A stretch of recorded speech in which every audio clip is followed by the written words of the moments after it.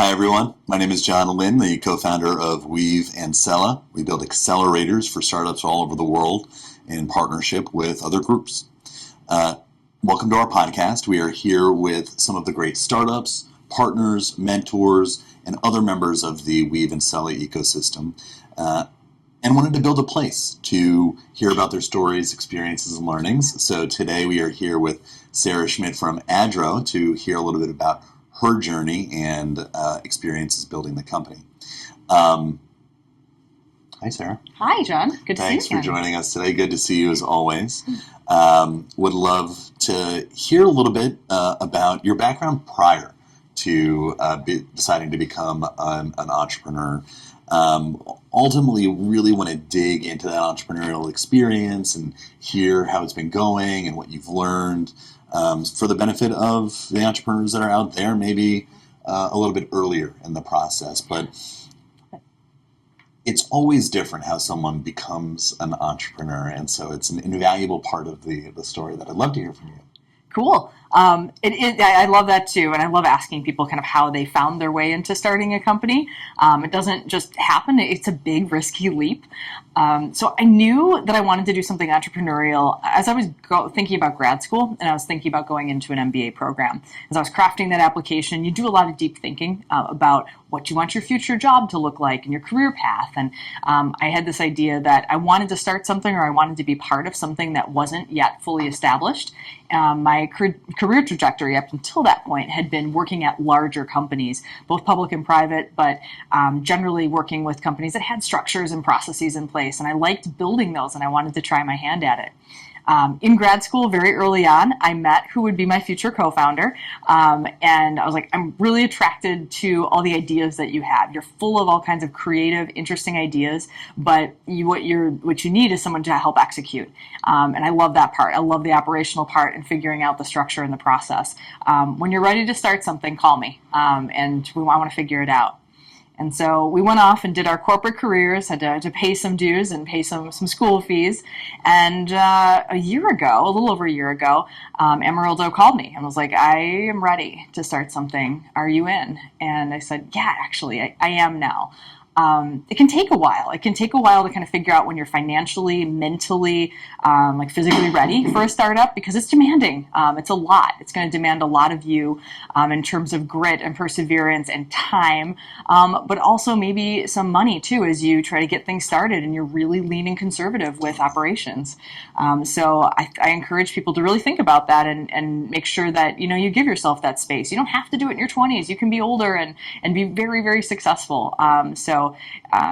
Taking that jump may just take you some time to prepare for it, but you'll know when you're ready and it feels right.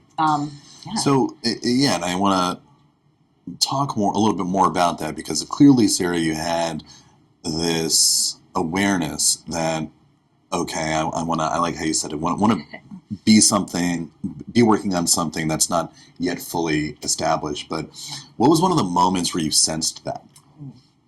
Yeah, I think when I was at Epic, I was at a healthcare software company before the startup and before grad school. And there were a lot of processes, especially as the company got to 10,000 people and was really established. And I was like, all right, at this point, it's harder to make an impact. It's harder to do something that's net new. It's harder to build something that goes through all the right approval channels and really has an impact across the company. It's doable, but there's more red tape as you grow. And I realized with a startup environment, you could just do things. You could just enact that. And there were so many ideas that, you kind of see at a big company that the more rounds of review they go through, the more diluted they get and the less good they were. The idea starts off good, and then over time, you're like, oh, that wasn't what we were thinking and hoping. Before you even get to the execution. Yeah.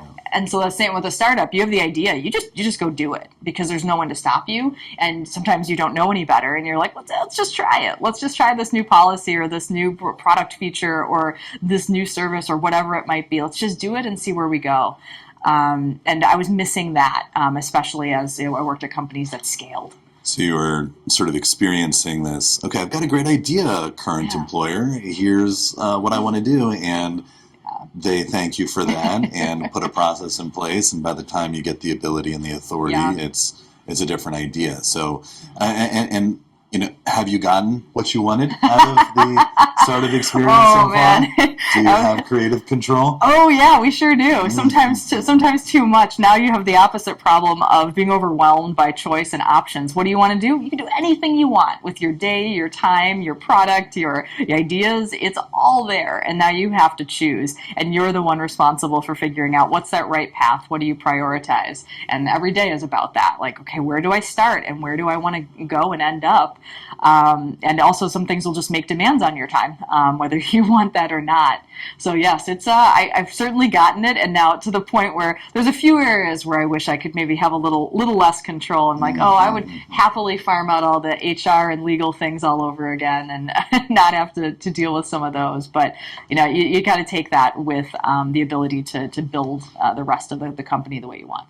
For sure, and there's a unique pressure that comes with, yes, having that freedom, but also being responsible for whether it continues every day. Yes. Yes. So I hear you on that.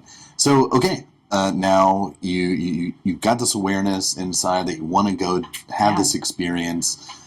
Amarildo gives you the call. Yeah. What's the pitch? Do you want to quit your day job and make no money and come work with me? Insane. But that's the kind of person that he is. And he is like, you need a lot of personalities in a startup. You need an ideas person. You need someone who is really good at that sales and that honest pitch. You need somebody who can raise funds. And this could be like a combination of people, or, a few people that have multiple skills. And he is very much that ideas person. He's like, here's all the angles I see, here's the research I've done, here's all the things the places where this can go. And I really felt all those possibilities. It was such an optimism that I'm just so rooted in tangibility and like, can something work, and is it feasible? And it's fun to work with someone who's like, let's try this. This is where this rocket ship can go. And so that to me was like, that pairing really worked. And the fact that he saw that there was a need for some of those kind of tangible, down to earth skills to pair with the ideas, and the fact that I liked that too, that I realized that kind of alchemy. I think that's what worked. And so I was like, yeah, I am actually ready. I was at Amazon at that point too, so I was very much feeling the constraints of running up against accounting and legal and approval processes and all the very much the corporate red tape there. So I was particularly primed for that conversation, because I was like, man, we have this cool thing we're trying to do, and we just cannot get it through these channels. But this would be a non-issue if we start something. And I think that answer is so great, because no part of it was the product. Yeah. Right. It was, I understand how this relationship can work, what Amarildo's bringing to the table, what I'm bringing to the table. That's right. How it gives me what I'm looking for in my next experience, and how I can be confident that I'll be additive to it. We didn't have a product. I mean, there was no product. Nothing existed. It was an idea. It was barely a PowerPoint deck. The first thing was, we have to build a PowerPoint deck so we can get money to build the product that doesn't exist. And early on, you don't have a product because you don't exactly know what it is. You're still figuring out. You're still doing that customer discovery and shaping it, and it's going to change. So you don't get too attached to that idea. I was attached to the team. I was attached to the concept. I was attached to the possibility. Yeah. What was the original idea? It hasn't morphed too much, but there was this concept around, let's help international students access better financial services. We know that there are international workers and students coming to the U.S. that can't get banked, that can't get equitable accounts, that can't get credit cards. There's all kinds of things that are a struggle to access without a social security number. Let's figure out what combination of products is useful, and let's offer them these products and do it better than some of the large banks do.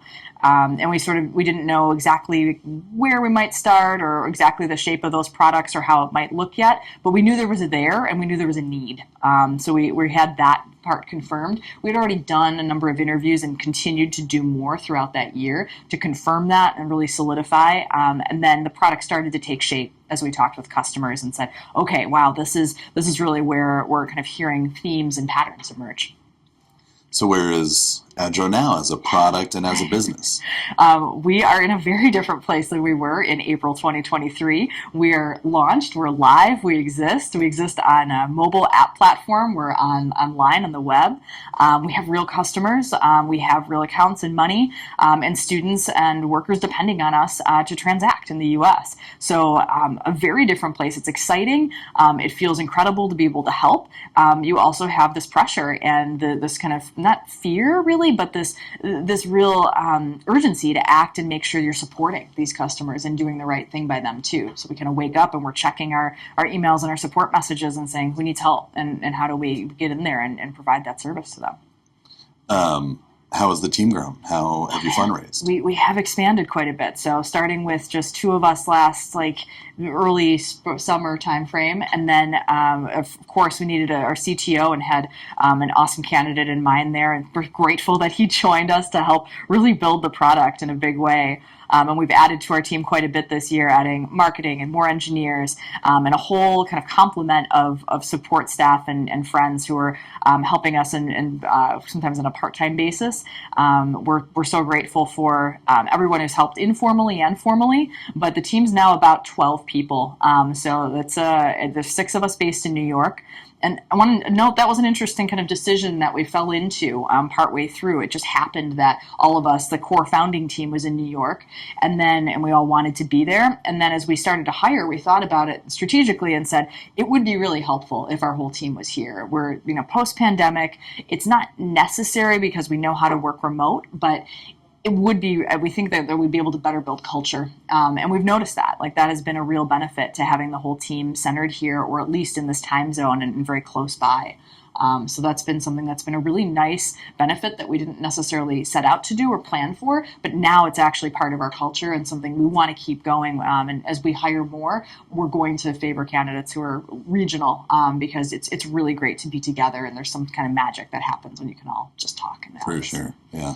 And recently closed a round. Yes, yeah. So we did a pre-seed raise. We did the venture capital route. It's hard. It's hard in any environment, but I think it was particularly tough last year. It's hard when you're pre-product. We raised about $1.5 million initially, and yeah, we're excited. And open to kind of more as we grow here. We'll likely look at a seed round next year. So getting ready for that. You're always kind of thinking about that in the back of your head. Right. Right.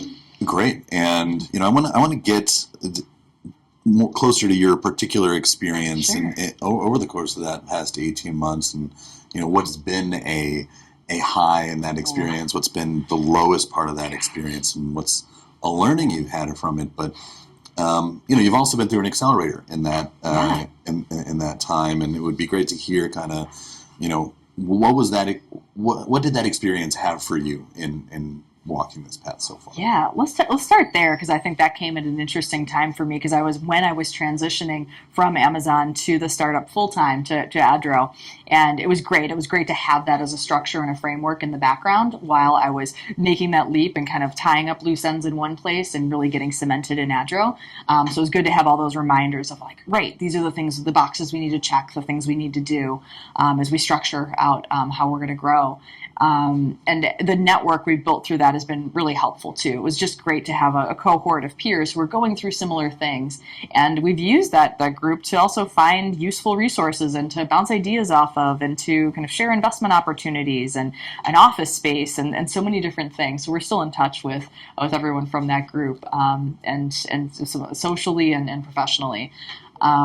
And so I think one hard part, one low for me, was trying to do the startup while having another job, and then also picking up adjunct teaching on top of that. So multiple jobs. It's tough. It doesn't give you a very realistic sense of how it's going to be to work on the startup full time.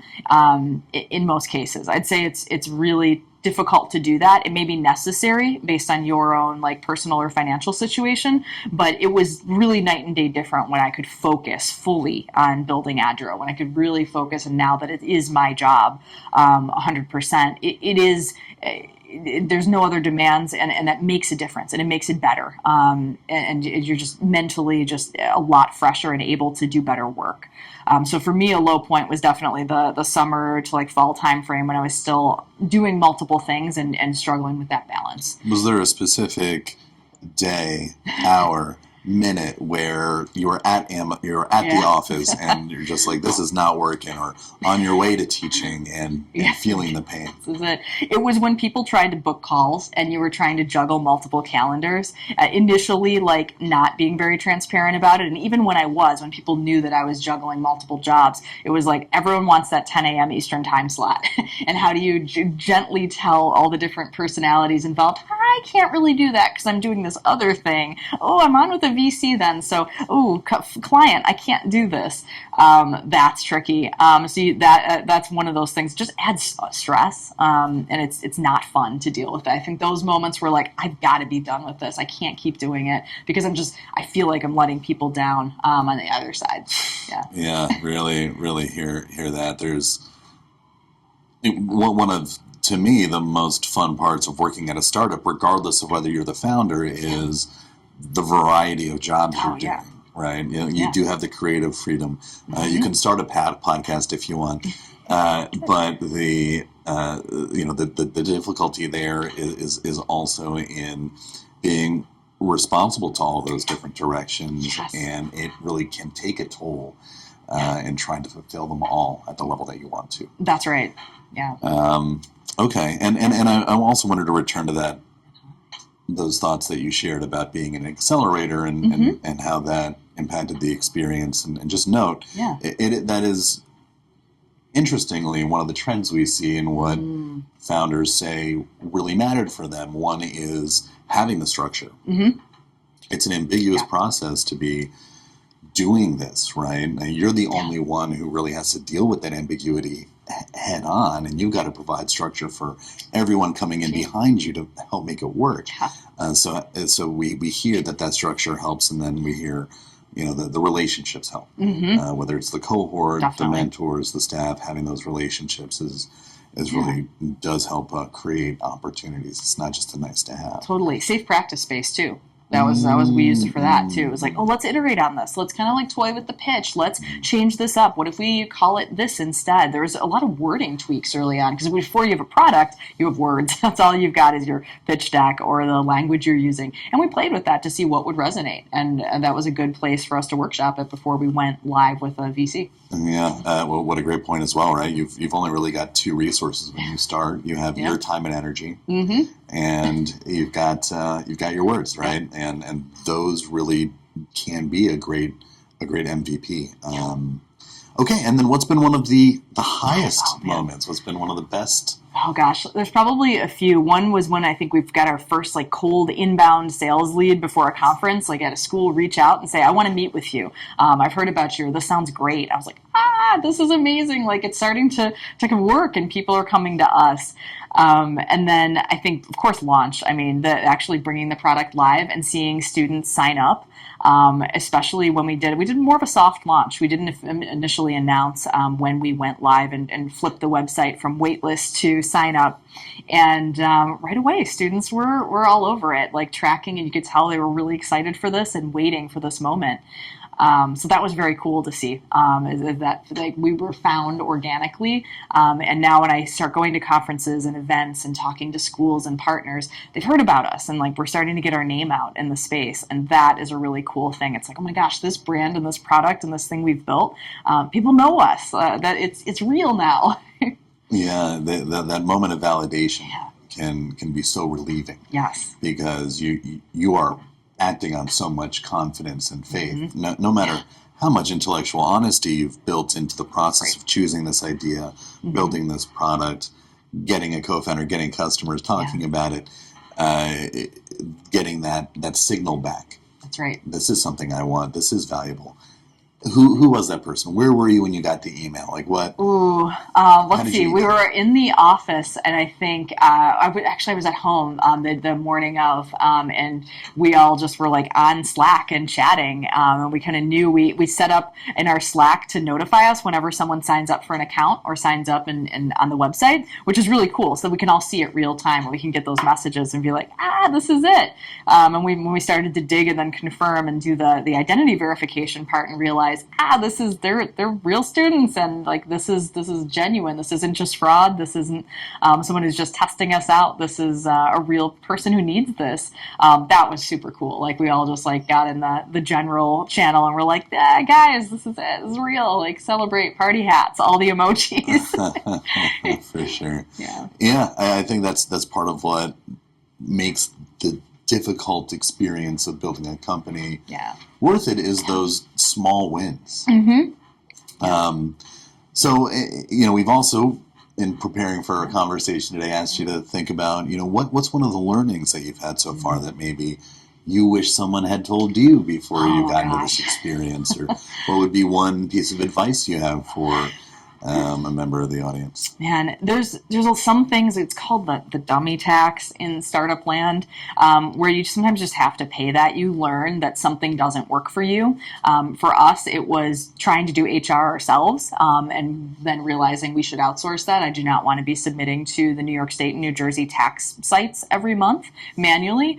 I think there's things you may think along the way, like, these are easy, I can do this, and then suddenly you realize it doesn't scale or doesn't work anymore.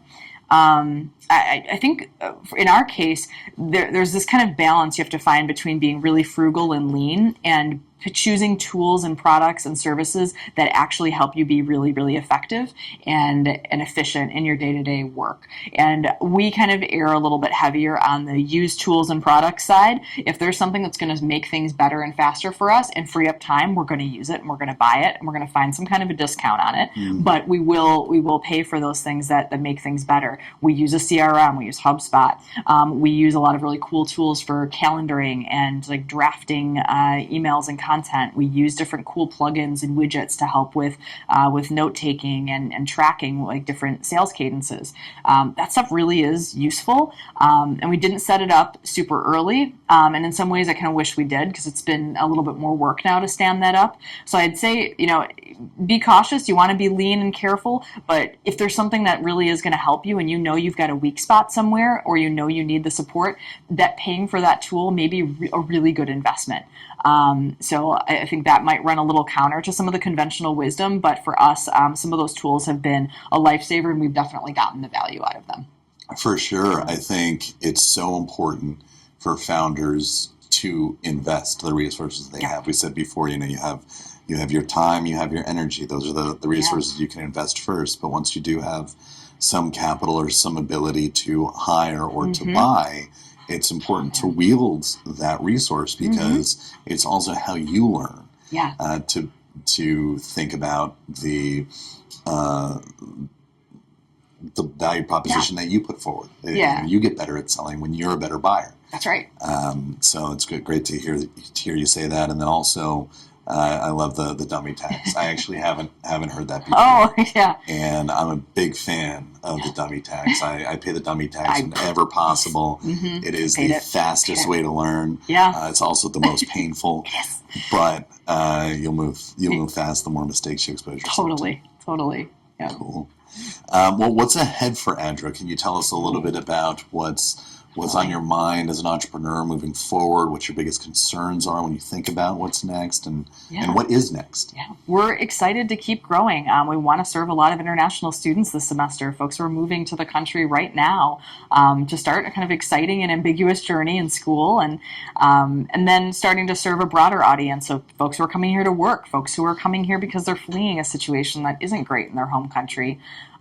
There's a lot of people who come to the U.S. for a lot of different reasons, and we'd love to help them make sure that there's good financial products that they can use to start building their lives here and not have to pay extra fees to get started. That shouldn't be the cost. They shouldn't pay more or have to jump through more hoops to get access to the same things that we do as citizens. So I think for us, it's just kind of like growing and expanding our customer base, and also growing the product alongside that, and figuring out what else people need, what's useful, what other tools and services do we need to add on or partner with to bring to them. So I think that'll, it's just that kind of growth story, and just figuring out when do you add the features, when do you start opening those floodgates, when do you start then adding the more teammates to support that mission. But for us, we feel excited and good about what we're doing, and are hearing that it's useful and needed, and we're going to keep doing it. So you're going to market, know your customer, you know the problem that inspires you. Where does your energy come right now to on the day-to-day? Yeah, that's a great question. I actually think I'm still adjunct teaching, and so is Amarildo, and that is a great place to kind of see where most of our students are international. So they're telling us these stories, and they're so energetic and hopeful and like optimistic and talented. And seeing them in the classroom and talking with them and teaching them is a privilege, and that's where I kind of refuel week to week is seeing them and realizing like this is who I'm doing it for. These guys need this, and it matters. And they're really like building these exciting lives and careers here, and have taken a huge risk coming to the U.S. And I want to make that worth it. So for me, like that's something that helps affirm that. And then on a daily basis, I mean, everyone's always going to say it. It's a team you work with. It's your people. And we have an awesome team, and they're funny and irreverent, and our culture is just very open and honest. And it's one of the best like groups of people I've worked with in my career. And it's cool because we get to basically handpick each other. So that's a pretty exciting thing. It's like choosing like your colleagues. Yeah. Well, it sounds like you're getting several of the things that you were hoping for in the experience. That doesn't always happen, and it's not always really where the founders want to be. So that's great to hear, Sarah. Congrats on the success again, and proud to be a part of the story. Yeah. Great. Well, Sarah, let's dig a little bit more into the role of the accelerator in your experience, because when we began the conversation with you and the selection process last summer, you and Amarildo had already really moved ahead with the concept and made a lot of progress. So what made you want to apply to Element 46? What other opportunities were you thinking about at the time that made you feel like, okay, we should put in an application, we should make this effort, we should get ready to invest all of this time and energy that being in an accelerator will cost us? Yeah, we knew it would do a couple of things for us. So one of them was, some of the structure and discipline of just having a program and making sure that there wasn't anything we missed. Like, what boxes do we need to check? Have we really thought about all the different elements? We were still early enough in the product design process and the whole startup itself that if we were missing something major or there was an issue, we could correct it. So we weren't too far down the line, and where there was this good opportunity that we could make changes if needed. I think the other thing we realized too is that an accelerator and participation in programs like this can really set you up to raise capital successfully. It's a sign of credibility. You're chosen and you're selected for something. And if you successfully complete that, you get a lot of practice with the skills you're going to need to operate successfully. So it's a great signal to investors. And if you're able to, again, get through into the program and through it, you are definitely a better pitcher. You're a better, you have more structure to your story. You can really tell that in a way that's going to be effective and compelling. So for us, I think that really did help us kind of on that path towards getting funding, which we did successfully after completing Element 46. Well, those are great reasons to do an accelerator. However, not all founders have the self-awareness to say, hey, I may not be doing this right, or there may be something I don't know about, or we do have problems, and they need to be solved, and we can't solve them by ourselves. Yeah. So where did those come from? Those are, it was fun to work with other people who are in different stages within our own program. So I think we were all able to problem solve with and for each other because you just brought in people who had a different perspective and also people with different and powerful networks. So I'll never forget the first meeting I think that we had with our group. Emeraldo quickly noticed that someone else in the group was a fellow Albanian and immediately connected with him and said, "Hey, what do you do? Like, I might have some contacts for you that would be useful." And that led to some interesting financing and investment conversations for that person. So sometimes you'd say you don't know who you're going to meet through these programs who might be exactly the connection you need or might have that next hire for you, whether that's someone in their network or someone in their knowledge bank. So I think that if you're coming with a specific need or you are further along the line, there's still value in kind of getting like that hive mind and talking to those fellow entrepreneurs who may not be there yet or may have been there in a previous life. Maybe this is their second startup and they've got some great experience they can bring to bear. Totally. And that's another thing that we hear from startups only after a program. And we know that the cohort of startups that you go through the experience with is actually one of the most valuable parts of the program. It's why in an accelerator, or at least accelerators as we run them, they'll never just be for one company at a time. We want there to be that cohort. Right. However, it's very difficult to talk about that in selling an accelerator and convincing startups to, invest their time and sometimes their cap table in doing the program. But having 10 other businesses that understand you as a founder and executive and have trust in each other in a very personal way opens doors in a way that very few other things will. Even the mentor network, at Cela and we have a mentor network of over 700 mentors that we've built out over the past 10 years. And they all know and trust the startups that we bring into the program. The cohort is just at another level in those terms. So it's totally agree that that's an important part of an accelerator. I'm very happy to hear that that was part of your experience. I have another example too. So there ended up being 3 of us who kind of worked in tangential spaces in our program, and we all kind of worked broadly in education. We've been continuing to help each other after the program ended. So I went to a major ed tech conference out in California, and another fellow founder joined us out there. He's like, "Look, I don't have a badge." I was like, "I do," and so it could do a little badge swapping and get each other into sessions and help each other out. There was an event I couldn't go to and someone else in our group could. She pitched on our behalf, knew our product well enough to put it to table for us and pitch that. It was incredible. And we try to return that favor too. So, if you build these relationships with people who can all be your eyes and ears and mouth in different settings, and you then get really good at promoting each other and finding ways to incorporate each other into their businesses. Totally. It's a real thing. Community is not just a nice to have. Right? There is real tangible business value that comes through. For sure. And also there's this demo day at the end, right? Yeah, so right. what was that experience like? It was fun to lead up to that. So we'd pitched before, but it's a different pressure getting up there on the stage and pitching to people you don't know, and it's time constrained. But again, great practice, really important practice when you're getting ready to seek additional or first time investment. And it was also great for some of the people who approach you afterwards, who come up and they're like, "I'm really interested in this. I might have a useful connection." So it is a little nerve-wracking to get ready for, and if you're afraid of that part, don't worry. You're going to get all the support you need for it. And if you think you've got it, you great. That's going to make you more prepared, and you'll be, maybe you'll get to go first. So that was a great, formal capstone, I think, at the end of it, to really celebrate what we'd done, and to prove that we could all get up there and confidently, eloquently talk about our startups at various phases and stages. It was so cool to see. It's a ton of fun. Yeah. Although, it's a scary, it can be a scary moment. So everybody, thanks for joining us today. Thank you, Serendipity Labs, for helping co-produce our podcast today at your excellent space in Manhattan.